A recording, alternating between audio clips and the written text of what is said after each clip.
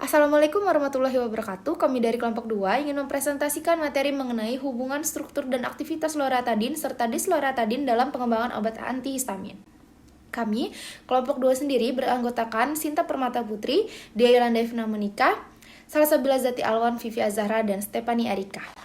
Yang pertama ada bab 1, pendahuluan yang diawali dengan latar belakang bahwa loratadin dan disloratadin sendiri merupakan obat antihistamin generasi kedua yang banyak digunakan untuk mengatasi gejala alergi seperti rinitis alergi dan urtikaria.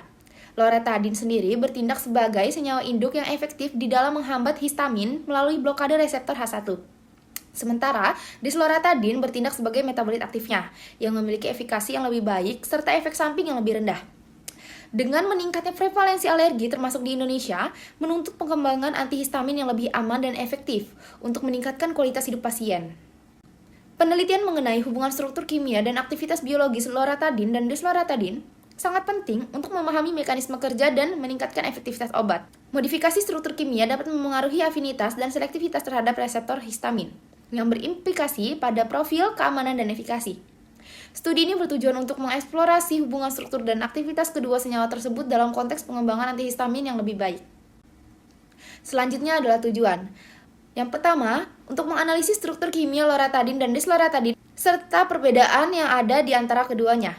Yang kedua, mengidentifikasi mekanisme kerja loratadin dan disloratadin dalam menghambat efek histamin.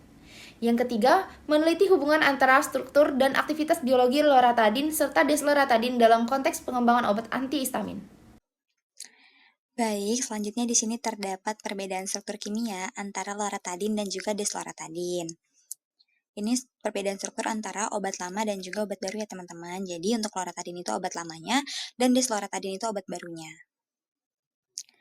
Nah, selanjutnya ada sifat fisika kimianya.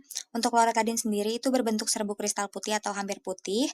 Lalu loratadin itu agak larut dalam air, tapi dia tuh kayak lebih larut dalam pelarut organik seperti metanol dan juga etanol.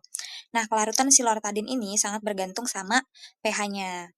Terus loratadin ini tuh stabil dalam kondisi penyimpanan yang sesuai namun dapat terurai jika terkena suhu tinggi atau cahaya yang kuat. Loratadin memiliki struktur molekul yang kompleks dengan cincin aromatik dan gugus fungsional tertentu. Loratadin bersifat basa lemah dan cukup stabil dalam kondisi normal, namun dapat bereaksi dengan asam kuat atau basa kuat.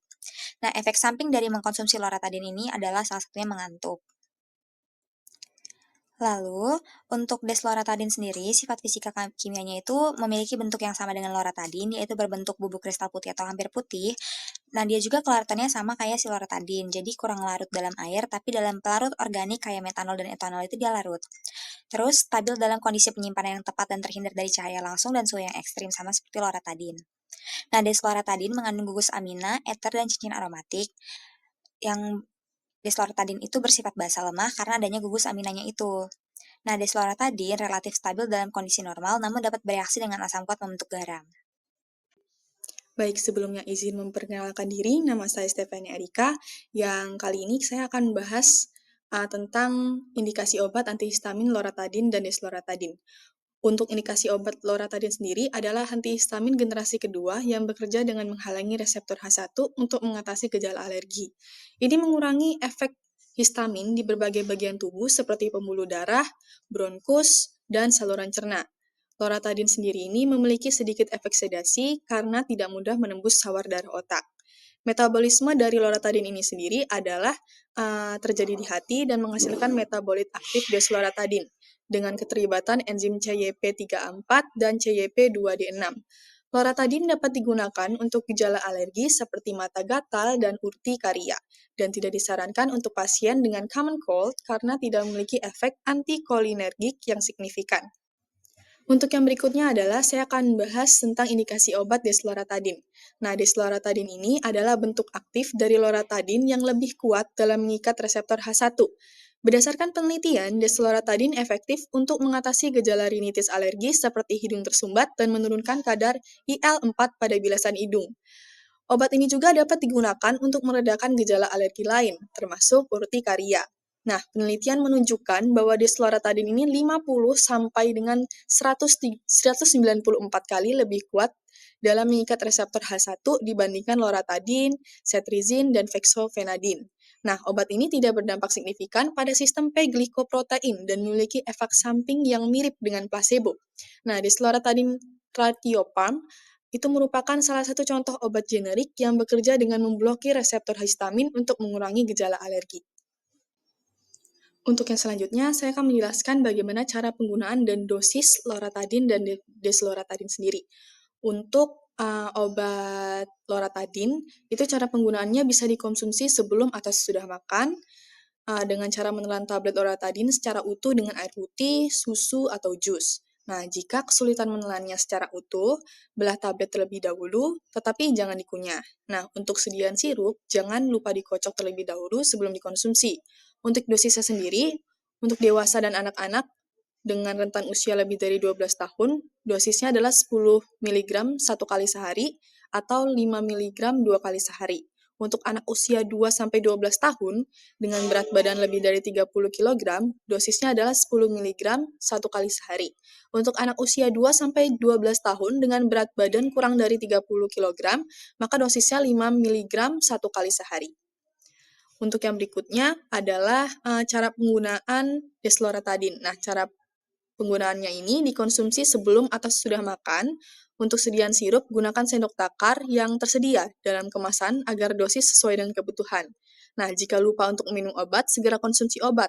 Namun, bila jeda waktu dengan dosis selanjutnya itu sudah dekat, maka abaikan dan jangan menggandakan dosis. Nah, untuk dosis desloratadin ini sendiri, untuk dewasa dan anak usia lebih dari sampai dengan 12 tahun, itu 5 mg 1 kali sehari.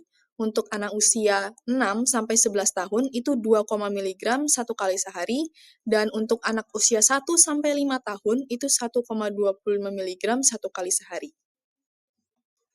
Untuk yang berikutnya adalah bentuk sediaan loratadin. Nah, yang pertama, untuk di gambar pertama, itu adalah bentuk sediaan loratadin dalam bentuk tablet. Nah, loratadin dalam bentuk tablet itu umumnya tersedia dengan dosis 10 mg.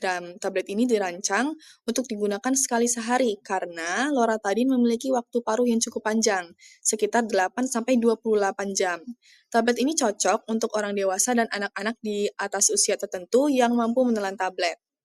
Untuk yang berikutnya adalah sediaan sirup. Untuk gambar kedua itu merupakan bentuk sediaan loratadin dalam bentuk sirup. Nah, sirup loratadin ini biasanya mengandung 5 mg loratadin per 5 ml larutan. Nah, bentuk ini dirancang khusus untuk anak-anak yang kesulitan menelan tablet, serta memungkinkan penyesuaian dosis berdasarkan berat badan anak. Sirup ini juga sering diberikan sekali sehari seperti halnya tablet. Untuk yang berikutnya adalah sediaan tablet kunyah. Nah, sediaan tablet kunyah ini ada di gambar yang nomor 3. Nah, loratadin ini juga tersedia dalam bentuk sediaan tablet kunyah, yang biasanya dalam dosis 5 mg.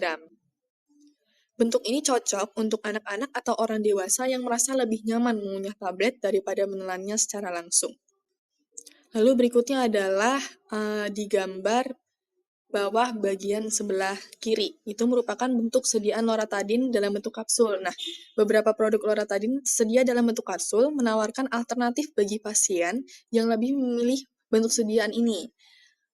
Bentuk sediaan kapsul ini dirancang untuk memberikan dosis yang tepat dan seragam. Sediaan ini biasanya mengandung loratadin dalam bentuk bubuk atau granul yang dilapisi oleh cangkang kapsul gelatin. Nah, kapsul ini menawarkan kenyamanan penggunaan, terutama untuk orang dewasa, karena mudah ditelan dan efektif dalam memberikan efek sistemik. Sediaan ini juga membantu melindungi loratadin dari kondisi lingkungan, seperti kelembapan yang dapat menurunkan stabilitasnya. Untuk sediaan yang terakhir adalah sediaan suspensi. Nah, suspensi ini mengandung loratadin dalam bentuk partikel tersuspensi dalam cairan berair dengan penstabil seperti gom saktan atau karbomer untuk menjaga kestabilan partikel. Nah, penambahan pemanis dan perasa itu sering dilakukan untuk meningkatkan palatabilitas. Nah, suspensi ini memungkinkan penyesuaian dosis yang lebih fleksibel, sehingga cocok untuk anak-anak berdasarkan berat badan mereka.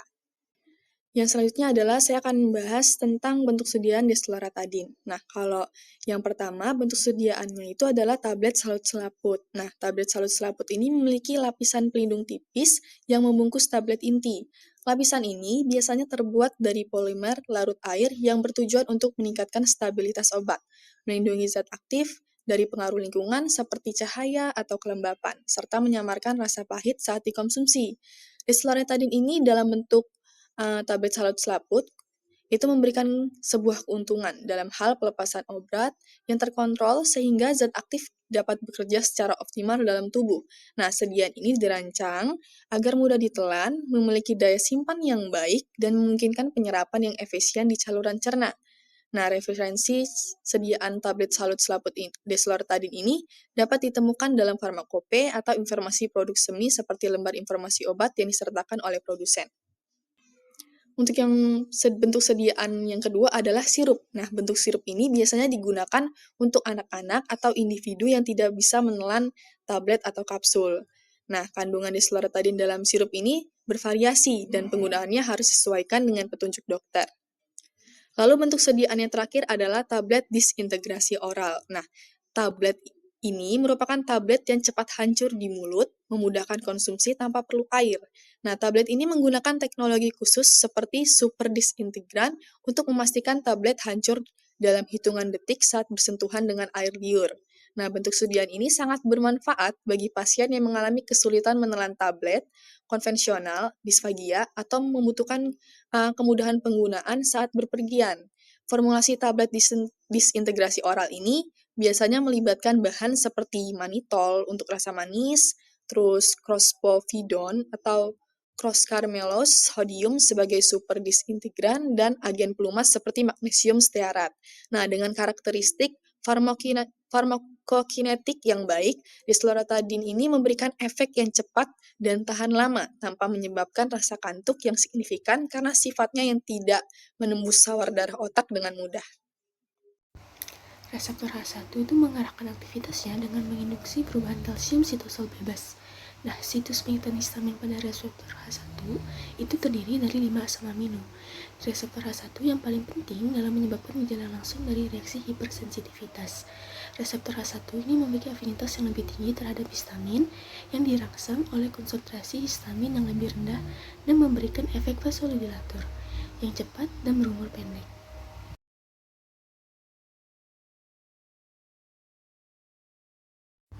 Nah, mekanisme kerja dari loratadin itu melibatkan penghambatan selektif reseptor H1 perifer. Dengan memblokir reseptor ini, loratadin ini secara efektif mencegah pengikatan histamin dan memberikan efeknya. Nah, penghambatan ini itu mengurangi gejala umum reaksi alergi. Selektivitas loratadin terhadap reseptor H1 perifer itu memastikan bahwa ia memiliki efek terbatas pada reseptor histamin lainnya yang berkontribusi terhadap efek samping yang menguntungkan. Lalu bagaimana dengan farmakokinetik dari loratadin? Jadi, dia berikatan dengan protein plasma dan di metabolisme di hati. Nah, penyerapan loratadin itu cepat diserap dari saluran pencernaan. Masa kerjanya 1-3 jam dan durasi kerjanya lebih dari 24 jam. Nah, sedangkan untuk distribusinya, loratadin itu 98% terikat pada protein plasma. Dan metabolisme loratadin terjadi di hati dan menghasilkan metabolit aktif desloratadin. Nah, proses metabolisme ini dilakukan oleh enzim CYP3A4 mayor dan CYP2D6 minor. Meskipun zat lain yang menghambat aktivitas enzim CYP3A4, metabolisme utama loratadin dilakukan oleh CYP2D6. Eliminasi loratadin dan desloratadin ini diharapkan mencapai tingkat stabil dalam darah setelah dosis kelima. Nah, waktu paruh dari loratadin itu adalah 8,4 jam atau 3-20 jam. Efek loratadin yang berkepanjangan disebabkan oleh lamanya waktu disosiasi metabolit desloratadin dari reseptor. Nah, 80% dari jumlah total loratadin yang dikonsumsi diekskresikan sebagai metabolit melalui urin dan feses dalam waktu 10 hari. Nah, lalu bagaimana mekanisme kerja dari desloratadin? Jadi mekanisme kerjanya itu mirip dengan penghambat H1 lainnya, di mana desloratadin ini bersaing dengan histamin bebas untuk mengikat reseptor H1 di rahim, saluran pencernaan, otot polos bronkial, dan pembuluh darah besar. Nah, penghambatan histamin endogen ini kemudian mengurangi sementara gejala negatif seperti hidung tersumbat, mata berair yang disebabkan oleh histamin. Nah, namun obat ini juga berinteraksi dengan 5 subtipe reseptor muskarinik, di mana dia menunjukkan selektivitas yang lebih rendah terhadap reseptor H1 dibanding antihistamin reseptor H1 lain pada generasi yang sama. Nah, setelah pemberian oral, disloratadin ini dengan cepat diserap dan dimetabolisme selama perjalanan pertama di hati oleh sitokrom P450. Nah, waktu paruh disloratadin itu adalah 28 jam, kisaran 8,8 sampai 92 jam. Nah, karena karakteristik farmakokinetik dan farmakodinamiknya, efek obat ini tuh bertahan lama dan hanya dapat diberikan sekali sehari. Obat ini juga memiliki efek perifer karena tidak mudah melewati sawar darah otak. Karena itu, obat ini biasanya tidak menyebabkan kantuk karena tidak mudah menembus sistem saraf pusat. Oke, jadi apa perbedaan antara loratadin sama disloratadin? Yang pertama, itu ada keterkaitan kimia. Jadi kalau loratadin itu adalah obat antihistamin generasi kedua yang tidak menyebabkan kantuk. Jadi loratadin ini merupakan produk yang berarti tubuh itu harus mengubah menjadi bentuk aktif setelah dikonsumsi. Sementara kalau disloratadin itu adalah metabolit aktif dari loratadin. Jadi dengan kata lain, disloratadin itu adalah bentuk aktif yang langsung bekerja setelah dikonsumsi tanpa perlu dikonversi lebih lanjut dalam tubuh. Nah, yang kedua itu adalah efektivitas dan waktu kerja dari loratadin dan disloratadin. Kalau loratadin, dia memiliki efek yang baik untuk mengurangi gejala alergi. Namun, karena harus dimetabolisme menjadi disloratadin, efeknya itu mungkin sedikit lebih lambat dan sedikit kurang kuat jika dibandingkan dengan disloratadin. Kalau disloratadin itu lebih cepat bekerja dan dianggap sedikit lebih kuat karena langsung berfungsi sebagai bentuk aktifnya. Lalu, yang ketiga itu adalah efek samping. Jadi kalau loratadin umumnya itu tidak menyebabkan kantuk atau efek sedatif.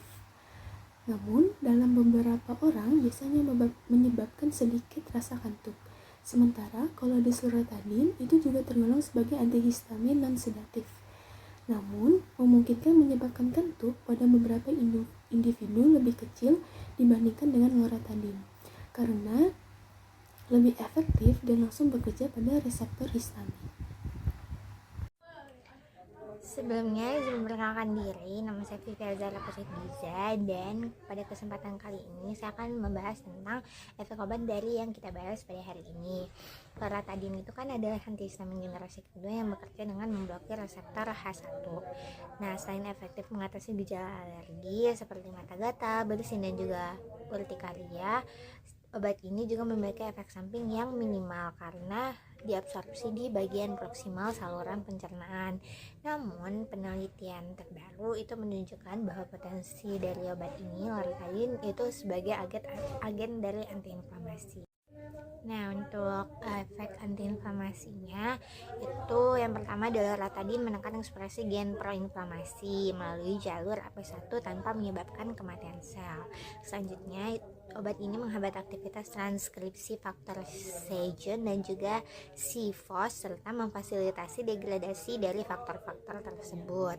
Yang ketiga yaitu loratadin mengurangi fosforilasi JNK dan juga MKK7 tetapi tidak mempengaruhi TK1 yang terfosforilasi, menunjukkan bahwa loratadin kemungkinan menargetkan molekul di hilir TAK1 dan juga jalur AP1. Loratadin menunjukkan potensi besar sebagai agen inflamasi yang aman dengan efek samping minimal. Penemuan ini membuka peluang untuk reposisi loratadin sebagai obat untuk penyakit yang melibatkan inflamasi seperti radang sendi, diabetes, dan juga kanker, serta menawarkan metodologi untuk penelitian lebih lanjut terhadap efek baru obat-obatan komersial. Yang terakhir ada kesimpulan bahwa yang pertama, yaitu loratadin dan disloratadin memiliki perbedaan pada struktur kimianya, di mana disloratadin merupakan metabolit aktif dari loratadin sendiri. Perbedaan ini berpengaruh pada afinitas dan selektivitas kedua senyawa terhadap reseptor histamin H1 yang kemudian akan memengaruhi efektivitas dari profil keamanan obat. Yang kedua, loratadin dan disloratadin bekerja dengan cara memblokir reseptor H1, namun disloratadin menunjukkan mekanisme kerja yang lebih efisien dan cepat, yang menjadikan disloratadin lebih unggul dalam mengatasi gejala alergi dengan efek samping yang lebih minimal dibandingkan loratadin. Yang ketiga, modifikasi struktur senyawa antihistamin dapat meningkatkan aktivitas biologisnya. Disloratadin dengan struktur yang lebih sederhana dan efisien menunjukkan potensi yang lebih besar dalam pengembangan obat antihistamin yang lebih efektif dan aman. Cukup sekian yang dapat kami sampaikan. Terima kasih. Wassalamualaikum warahmatullahi wabarakatuh.